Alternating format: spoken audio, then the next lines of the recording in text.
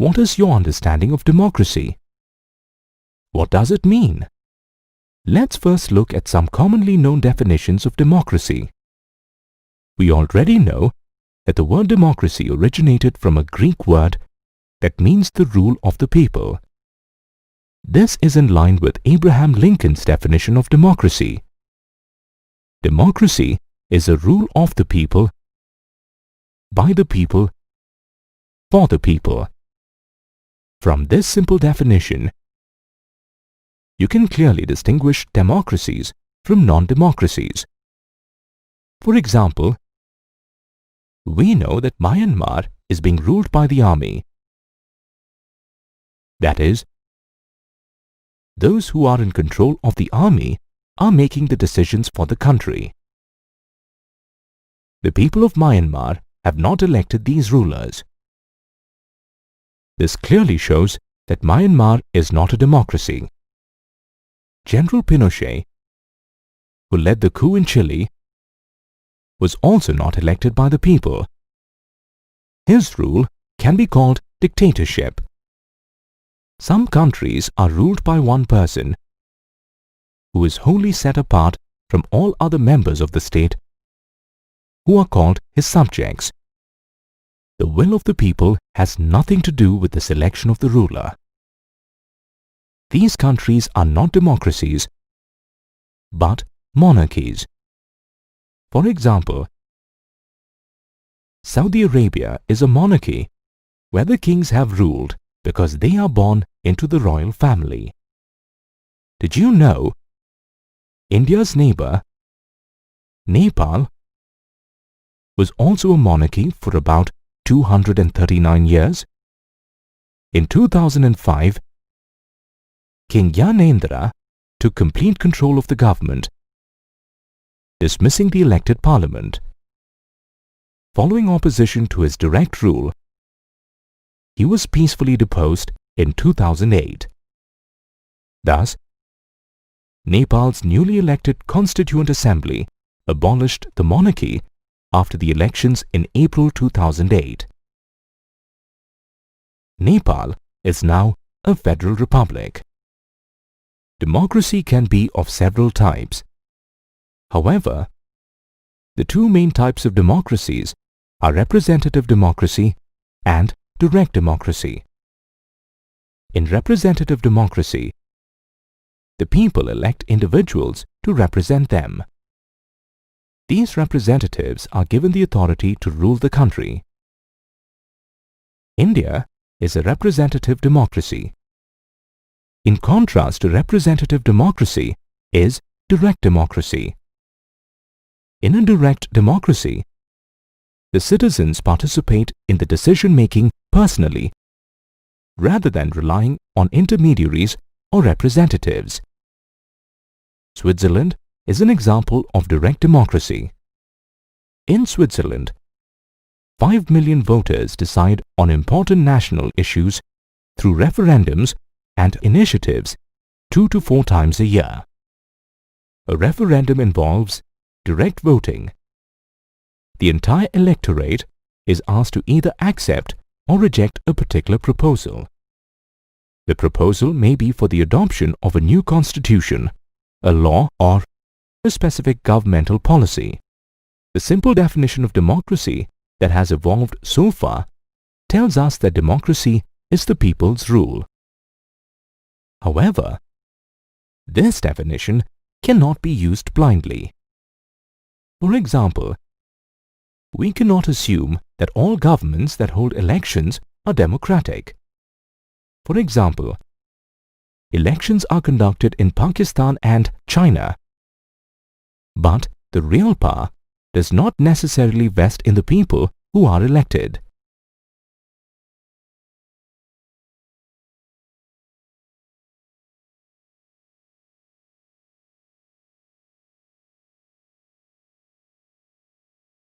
In the next module, we will explore the definition of democracy further and arrive at an understanding of the features of a true democracy through some case studies. In the previous chapter, we discussed a simple definition of democracy.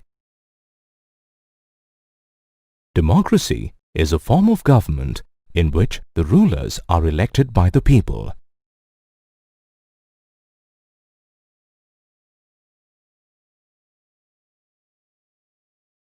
Let's first analyze the word rulers.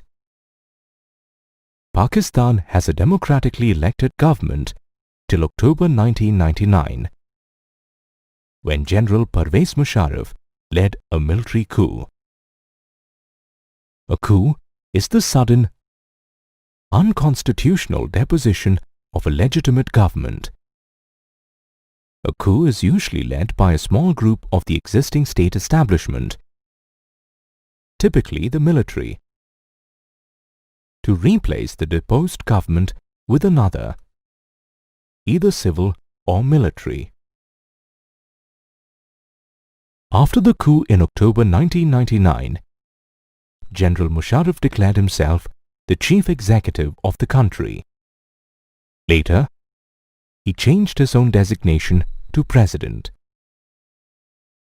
In 2002, he held a referendum that granted him a 5-year extension.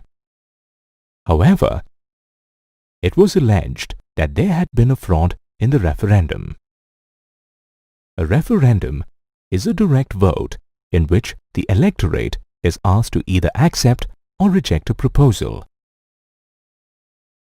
To further strengthen his power, Pervez Musharraf's next step was to amend the Constitution of Pakistan.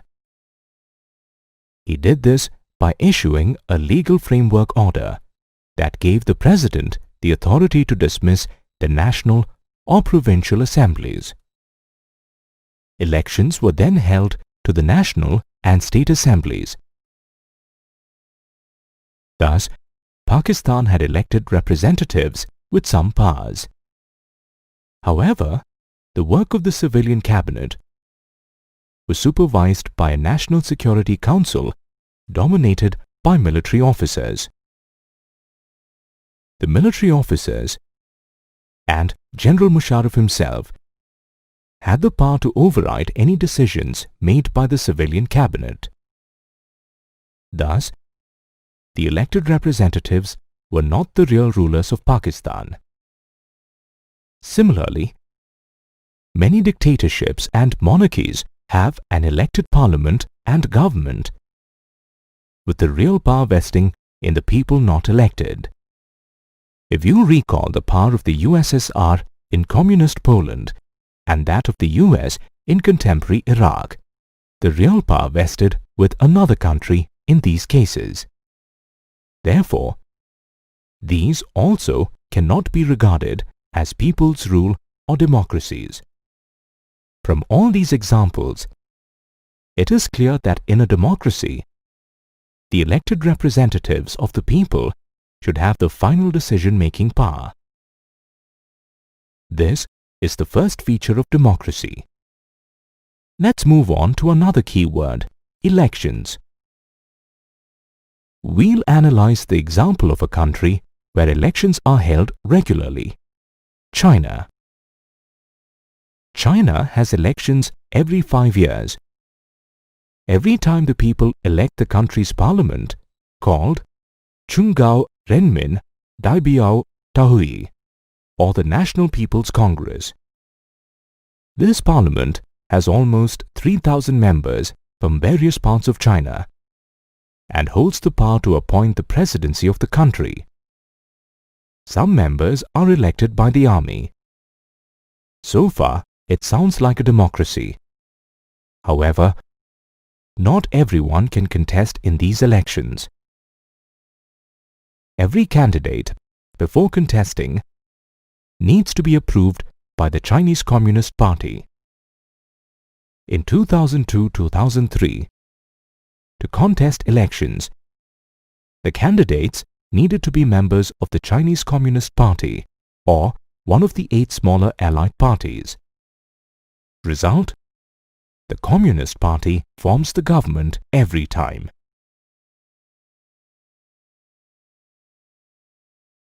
Similarly, every 6 years, Mexico holds elections to elect its president. Until 2000, every election was won by a party called the PRI, or the Institutional Revolutionary Party. This was not because the PRI was the most popular party. The PRI won by using a number of dirty tricks. For example, all government employees and the teachers and parents of students in government schools were compelled to attend PRI meetings and vote for them. The media was also in cahoots with the PRI, reporting activities of opposition parties only to criticize them. The PRI even shifted polling booths and used large amounts of money for its candidates. So, in effect, though Mexico has never been under military or a dictator's rule, the Mexicans didn't really have a proper choice in selecting their representatives.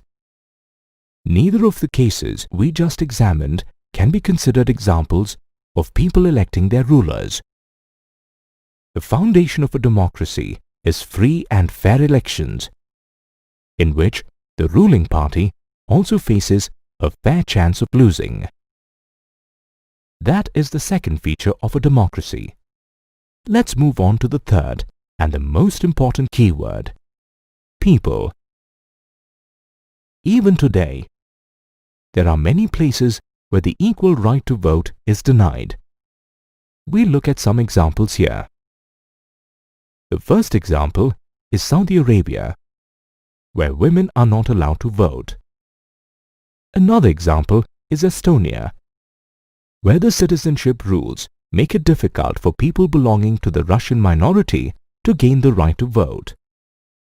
Finally, let's look at Fiji, where the electoral system gives more value to the vote of an ethnic Fiji and less to that of an Indian Fijian.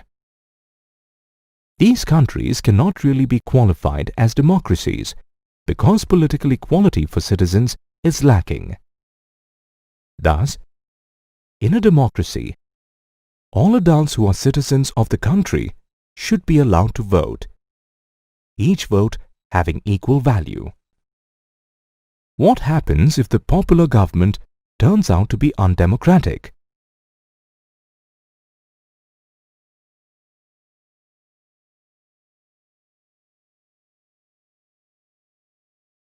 It is possible for popular leaders to be autocratic as well, as has been seen in a number of case studies.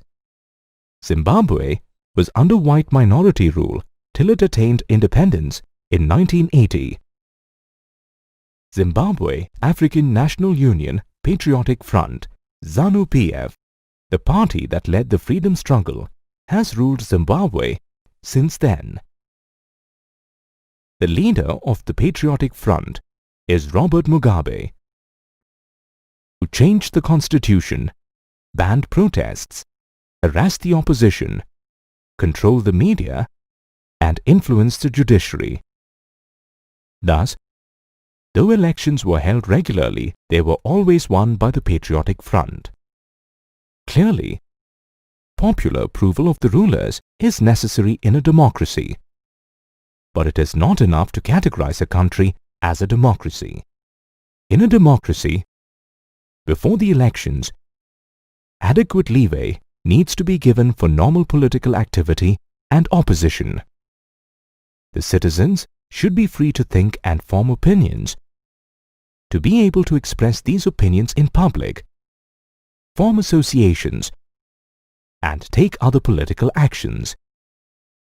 Additionally, all rights should apply to everyone equally. Finally, there should be an independent judiciary to protect the rights of the citizens without any political pressure. Now, let's consider the conditions that apply to the way a government is run after an election. Winning an election does not entitle a democratic government to do whatever it likes. The government in power needs to respect and honor the guarantees to the minorities. Additionally, major decisions cannot be taken without going through a number of consultations at every step. All office bearers are assigned certain rights and responsibilities by the Constitution as well as the law. They are accountable for fulfilling their responsibilities to the public as well as to other independent officials. Thus, we can deduce that a democratic government rules within the limits set by the constitutional law and the citizens' rights. That is the fourth and final feature of a democracy. We all need to introspect, weigh the pros and cons of democracy, and arrive at our own personal views on the subject. Let's start with a review of the main arguments typically presented against democracy. Democracy can lead to instability as the leaders keep changing in a democratic government. Quick action is not possible in democracy because many people need to be consulted before making any kind of decision. Politicians are not too concerned about morality in a democracy because this form of government is all about political competition and power play. In fact, electoral competition provides a lot of scope for corruption. Elected leaders may not necessarily be qualified to understand the best interests of the people. This can lead to bad decisions. Finally, it can be said that ordinary people are not qualified to select a good leader, and so should not be given that power. Many of these arguments are indeed valid. However, some of the points mentioned could apply to any form of government where power is misused. The above arguments against democracy may showcase it is not the ideal form of government. But the debate here is whether democracy is better than other forms of governments that we are aware of. To resolve this dilemma, let's look at the other side of the coin. The arguments for democracy. China recorded the worst famine from 1958 to 1961 in the history of the world, with a toll of more than 3 crore. Whereas India, in spite of worse economic conditions, did not have such an acute famine. Economists think it was because the government's policies in India were different. India, being a democracy, had multi-party elections, an opposition party looking over the government's shoulder, and a press free to criticize the government. Therefore, the Indian government responded to the food scarcity in a manner very different from that of the Chinese government. In a non-democracy, the rulers may or may not respond to the needs and wishes of the people. Thus, we arrive at our first argument in favor of democracy. A democratic government is more accountable to its people. As mentioned earlier, democratic decisions involve a series of consultations, meetings, and discussions among many persons. Granted that such a decision-making process is time-consuming, this helps a democracy guard against rash or irresponsible decisions. That's our second argument in favor of democracy. A democratic government can ensure better decisions. During our earlier discussions on democracy, you learned that all individuals may have different ideas, ideals, and values. This is especially true in a country of vast social diversity, such as India. However, in a democracy, no one can be regarded as a winner or loser permanently. Therefore, democracy enables people to deal with differences and conflicts in a peaceful manner. This was the sum of the arguments about the effects of democracy on the quality of government and social life. However, the more important aspect of democracy is the effect of democracy on citizens in enforcing political equality. Democracy enhances the dignity of citizens. It accords the same status to all people regardless of wealth or education. Rather than being subservient to a ruler, the citizens rule themselves through elected representatives. When they make mistakes, they assume responsibility for their own mistakes as well. Thus, democracy is better than other forms of government because it allows us to correct our own mistakes.